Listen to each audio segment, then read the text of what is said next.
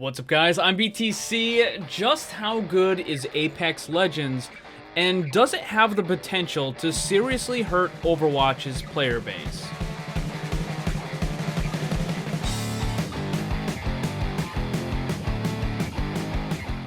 During yesterday's video for my Respawn series, one of the most commonly asked questions was about Apex Legends, and specifically, is it going to destroy Overwatch? I addressed the topic a little bit, but I want to give a more involved answer. And before I continue, I want to show you some images. These were taken yesterday during the huge preseason event that the Overwatch League was having. The total numbers of viewers on that event fluctuated between 6,000 and 8,000. The total people watching Overwatch overall was about 27.6 thousand. Compare this to the 364,000 people watching Apex Legends. To give you an idea of just how bad this is, some of the Overwatch League pro players were streaming during the same time slot as the preseason game. Except they weren't playing Overwatch, they were playing Apex Legends. And they were getting higher view counts on their streams than the actual preseason official Overwatch League stream. This should be a huge wake-up call to Blizzard. There are a lot of problems, and they need to be resolved. In fairness, some of these numbers have to do with Apex Legends being a brand new game, people want to check it out, but when your multi-billion-dollar gigantic esports league is getting absolutely destroyed by your own players streaming a different competing game, that is a problem.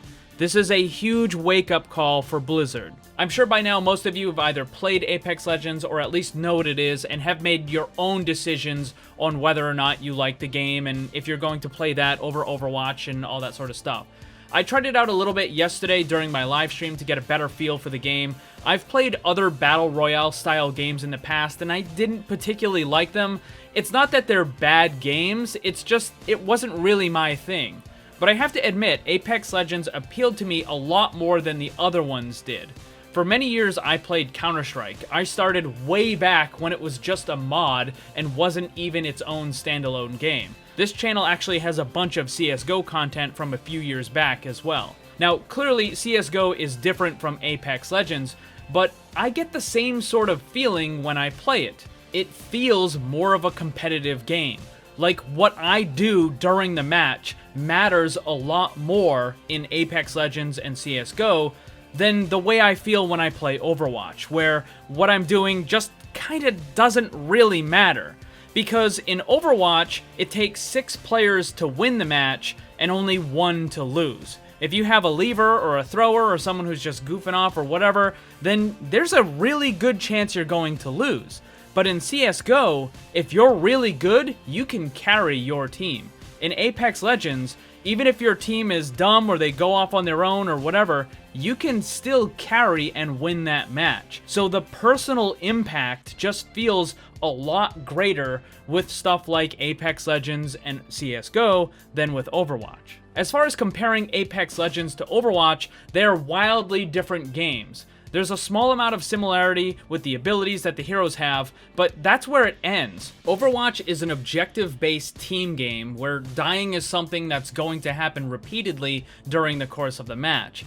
And while it's very important to not die in Overwatch, it's not nearly as important as not dying in Apex Legends or CSGO. The thing about Overwatch that a lot of competitive players find to be extremely frustrating is how bad the competitive ladder is. There's a myriad of problems that Blizzard just doesn't seem to want to fix. For the lower ranks, Smurf accounts are a constant problem, and for both lower and upper ranks, throwing is even worse. Approximately 1 in 3 matches has a thrower, and I'm not talking about someone who's just using a character that's off meta, I mean someone who is deliberately trying to lose the game for his team for whatever number of reasons. 1 in 3 matches. The report system is quite bad, allowing a player to be disruptive in dozens upon dozens of matches before possibly getting suspended. The matchmaker is also ridiculously broken in that it uses anchor stats that are far too old for your account and no longer relevant. This is why the fastest way to rank up is to simply buy a new account. Once you remove all of the old anchor stats that are artificially dragging down your hidden MMR, the matchmaker will start putting you into games where you actually belong. Another issue is the severe lack of proper hero balance. Some characters are extremely powerful in the lower brackets and utterly useless in the upper brackets, and vice versa.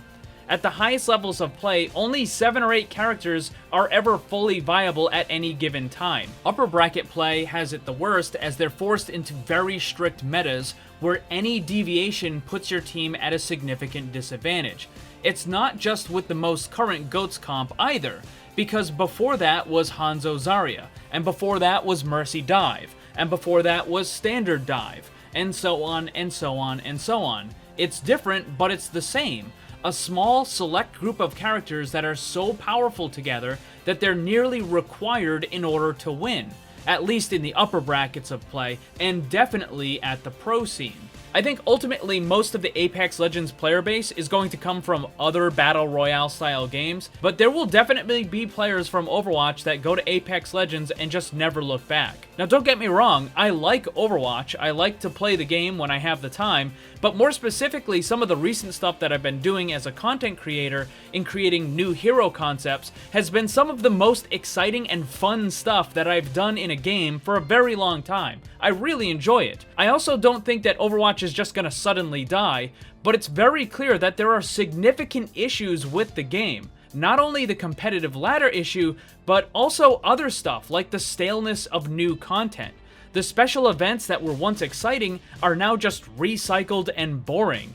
New heroes and new maps can be good, but they're spread out far too much. For me, I have no intention of stopping the Overwatch content that I make. Quite the opposite, I'm going to be increasing it. So for those of you that are worried about that sort of thing, don't, because it's not going to happen. As for making Apex Legends content, I still haven't decided. I need to try the game a little more before I decide if I want to make videos on it. If I do, it will be in addition to the Overwatch content, and certainly not a replacement. For improving Overwatch, I have been compiling a list of things that I think that need to be changed, and hopefully I'll have that video ready sometime soon, but Blizzard really needs to pay attention because this latest issue that happened over the weekend, where their preseason event just got absolutely destroyed, that's not a good sign. And they need to start making some changes. Thanks for watching, and if you'd like to see more, subscribe and hit that bell so you don't miss anything. Also, come hang out in my Discord server and my Twitch live stream. Special thanks to my Patreon supporters. If you'd like to see what kind of cool VIP rewards you can get, check the links down below. And remember, always blame the controller, because it's never your fault.